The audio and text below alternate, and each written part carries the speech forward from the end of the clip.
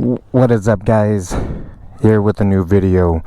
It is springtime, officially summer now. I mean, it has been summer, but it has still been pretty relatively cold, and so it hasn't been summer, but I'd say today was in the 80s, yesterday was in the 70s, and now you're starting to see all the bikes out. And, just off the top of my head, one of the videos, and I'm sure it's been done a gazillion times, but not by me, would be springtime riding tips. Whether you're new, you're old, things to think about. And I thought about this subject yesterday when I was driving in my car, because I saw, oh man, it was crazy. I saw two different trailers, not trailers, but tow trucks with bikes that were wrecked at different times in the day. And it was so beautiful yesterday. So, man, the idea of somebody getting their bike, you've been waiting all winter, and then you go out and you wreck. And it's just something maybe we all just need to keep on the forefront of our minds as a motorcycle community. So I'm going to say 5 things that I've experienced riding in the springtime to keep on the top of the old noodle. Man, this is my H2SX. I absolutely love this bike. I do have the Brox race exhaust, but I had to go back to the SP1, or I'm sorry, the GPS one. It's a little bit louder, so as I'm riding, we'll see how that sounds. But I switched back because I love the Brox, but it is a lot quieter. The other thing that bothers me about the Brox is it does extend, and it covers I love the single-sided swing arm, and it kind of covers that. So anyways, I can go back and forth. It doesn't take any time to switch those out.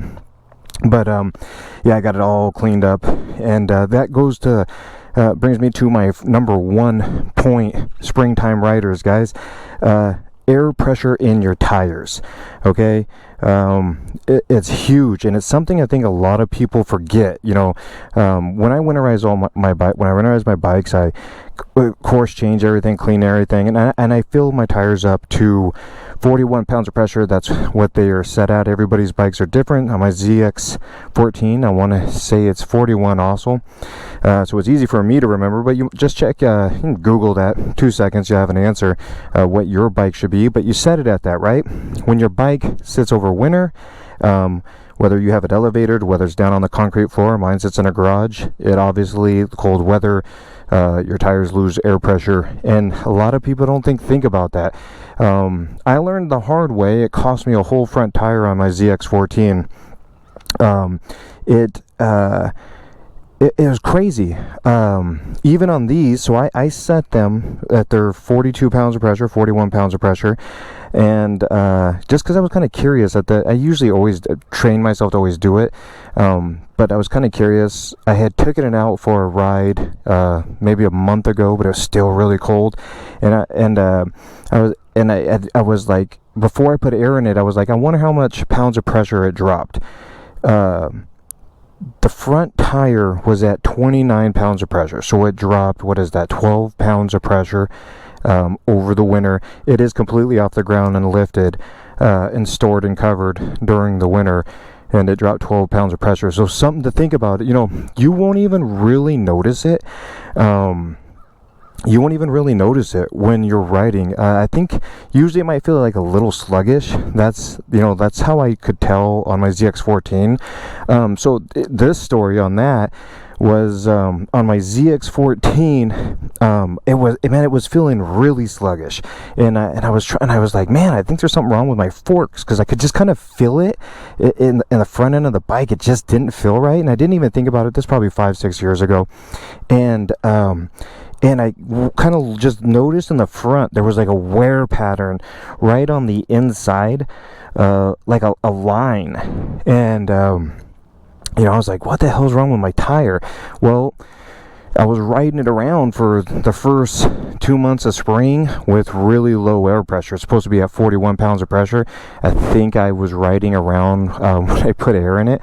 I think it was, I want to say it was the low 24 pounds of pressure. And you would think that, oh, how could you not feel that? Well, I did eventually feel it, but it isn't real noticeable, just because, on a motorcycle tire, you know, that displacement is so much different than a car tire. It just doesn't pop right out to you. It should have. It was trying to tell me in the writing, but also the line on the tire. And so, anyways, the front tire, it ruined the front tire. I just ended up changing out both my front tires. But that is a big one to think about when you're. So that's very crucial. Make sure you have plenty of air in your tires and you're riding safe. The other thing, this is kind of a universal point. Let's get on the bike and ride around a little bit so I don't look completely crazy talking to myself, as one does. So, just side note, I went through 3 different parking lots to start off this video and got the first 2. I kept getting approached. First one, I had some kids come over and wanted to talk to me, and I didn't want to be rude, but I'm losing daylight. So, and here's some more kids right here, man. What's up, boys? And then the second one, same thing. A couple like teenager kids were walking by, and so I just was trying to find a parking lot where I could start off the video. So number 2, with that being said, is also with your tires that they're warmed up. Now that obviously that goes without saying, right? Like, your tires should be warm, but especially in the winter, the road is obviously going to be colder. Your tires are going to be colder, take longer to warm up. Make sure your tires are warm, and so that they're going to get hot and sticky. Especially with depending on where you live, you're gonna get spots. You could get black. I don't know if you could get black ice, but yeah, no, I guess you could. Like, you're gonna have sprinklers and stuff running, and certain places where you live, you get long shadows where the road doesn't get a lot of sunlight on the road, and so then the road can stay icy or more slick. Well, if your tires obviously haven't warmed up and you're getting on it, it's gonna go without saying, you're gonna lose traction if you're trying to turn or anything like that, high side and that type of issue. So make sure your tires get nice and warm. That obviously goes through all the time of the year, so whether it's the summer or the fall. One of my good buddies, he was just like 5 blocks from his house. He literally had to make one turn to go to his house. Pulled out on the street. It was earlier, it was later in the night, so the streets were cold, his tires were cold. I think it's probably one of the most common things is cold tires. I did it. I've done it multiple times, not wrecked the bike, thank goodness, but I just bought a kite. I did it, and it's one of those things you just kind of like subconsciously not thinking about it. You get on your bike and then you just give it gas. He literally just gave it gas to go on the one street that he had to go to get to the house where he was going. It slipped, caught, and threw him off. Smashed his bike pretty good. Broke his fairings, but I mean, it was, dinged his tank. So, and as everybody knows, man, that's the one thing about riding motorcycles. Any type of laydown usually is very costly when it comes to repairs. So yes, keep your tires warm. Obviously, if you're springtime, I think the first thing everybody thinks about in springtime is road conditions. But that obviously, having warm tires and being aware of your of that, like I said, the water on the road, ice on the road, and then the next thing for sure would be in the same category, but I'm going to say number 3, rock salt, loose gravel. Huge, right?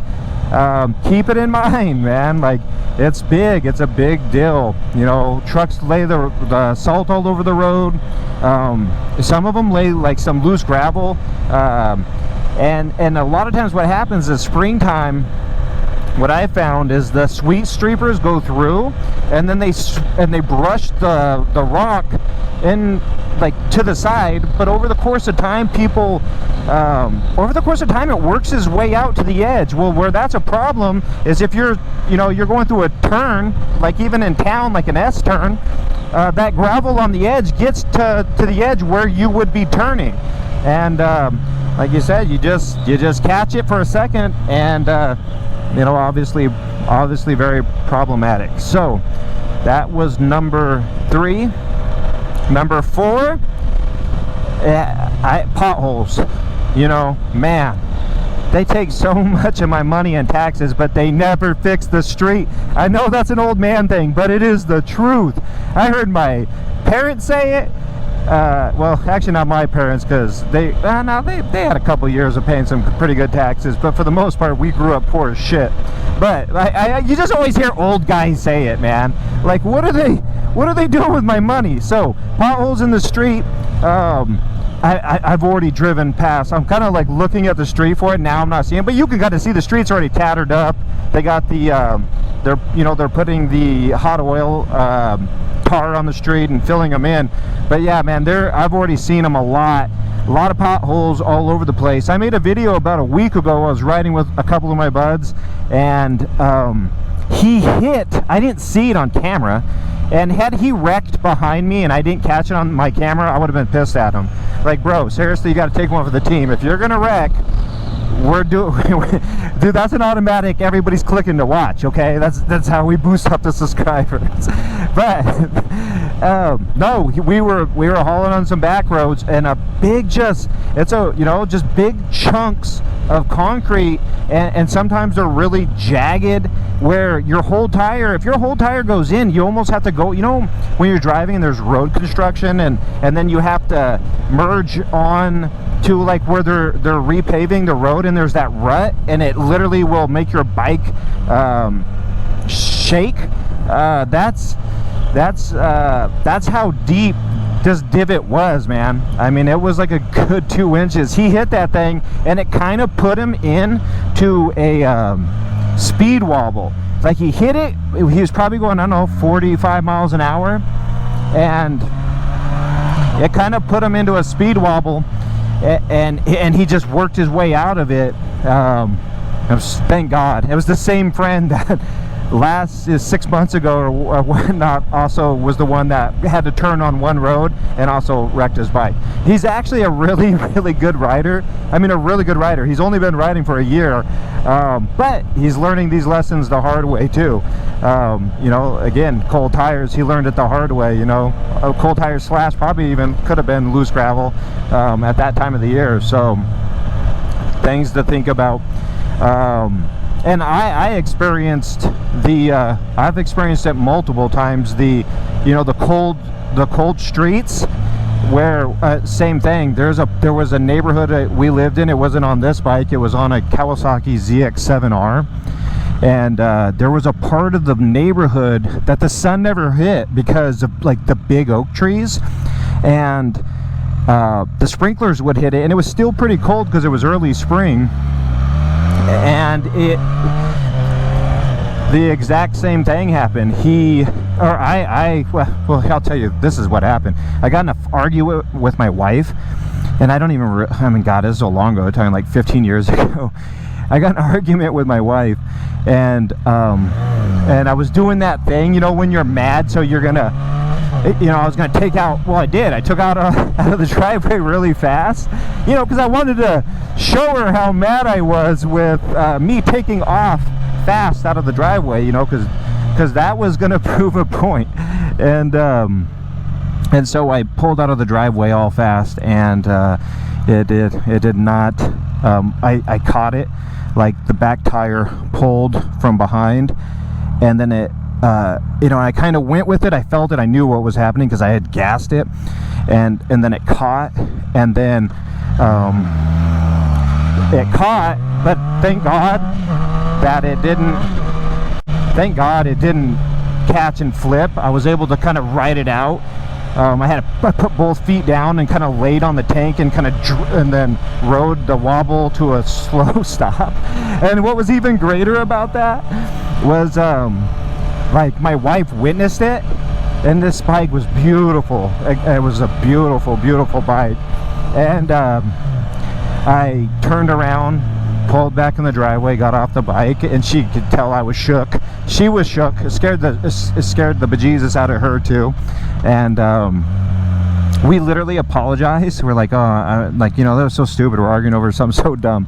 And then I actually put it back in the garage, and I drove my car to work that day because I was so, man, it would have been brutal to wreck my bike that way. I ended up wrecking that bike from being dumb regardless anyway, from a whole nother video where I should talk about, you know, showing off. But you know, that's usually how the majority of motorcycles wreck, right? Is a ego thing. You know, you got to ride like you don't got no ego. That's what I've trained myself to do. It still gets hard, but that's also another tip for at any time in riding a motorcycle. And then I would say lastly, the last tip I would say, and again, this is kind of just in generality with just motorcycles in general, but people aren't looking for bikers. We just went through the whole winter, and for the most part, I mean, if you guys are out there, I know I'm not the only one. Like, I know everybody says like there's bad drivers, but it's got to be close to like an epidemic of just bad drivers. You know, it's just the distractions, you know, and I'm guilty of it. I'm just as distracted. When I work, I have my tablet, I have my cell phone. It's very hard not to look at those things as I'm trying to work. I drive a lot for my job, and so but I consider myself a really good driver because I've never, you know, knock on wood, been in an accident caused by me and my inattentions. But not everybody's that same skill level of being able to multitask, and it's still a bad habit. But that being said, it's proven my point. I'm even doing it. So you know, everybody's not looking for motorcycles. They're not used to seeing them for 5-6 months, and then all of a sudden there's one headlight instead of two. And like right now, I mean, my bike is all blacked out. Come winter time, that's also partly why I kind of switched the exhaust again, because this one's so much louder. And I just want to make sure that I'm being heard. And not only that, I kind of just missed how loud it is. I mean, it's just so much louder, you know. I mean, the Brox is clearly so much higher quality, but this exhaust is just so much louder. It's basically straight piped, so I mean, it's kind of hard for any exhaust to compete with that. Like, it's just as far as noise, and depending on what state you live in, you're probably going to get depending on what state you live in, you're probably going to get a ticket, so I'm sure. But yeah, so just drivers paying attention, and you know, that's always an issue. But again, like I said, if there's been a delay and seeing bikes, it's most likely going to be at a higher level, if that's even possible. I absolutely think it is. Like I said, I saw those, you know, I saw the two bikes already wrecked up on a tow truck, man, and it just sucks, man.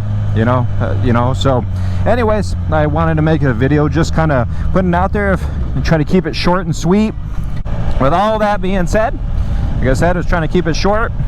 Those are the 5 things that say springtime riders, you know, back at it again. Practice, remember, extremely important. Put the air in your tires, baby. All right, and ride safe. Take care of each other out there, and until next time, peace.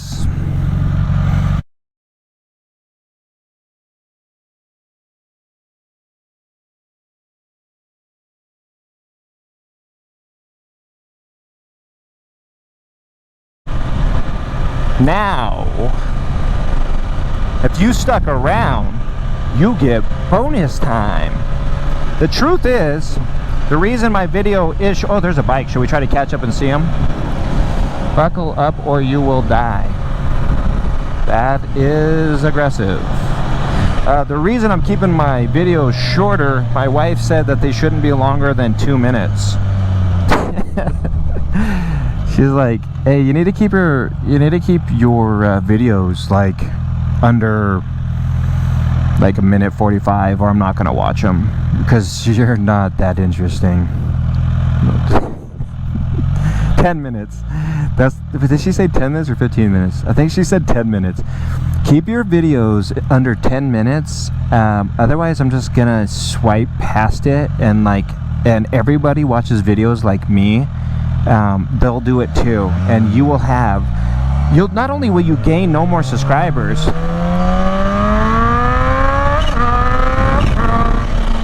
Not only will you gain no more subscribers, you will. Whoa, whoa, whoa, whoa, whoa. Not only will you gain no more subscribers, you will lose subscribers. If you go past 10 minutes, you will be at 0 subscribers by the end of the day. That's what she said to me. And then I told her, baby, all I gotta do is just feed the goose. And they will come back. Because they love motorcycles like me. Okay. Now I'm leaving. Peace.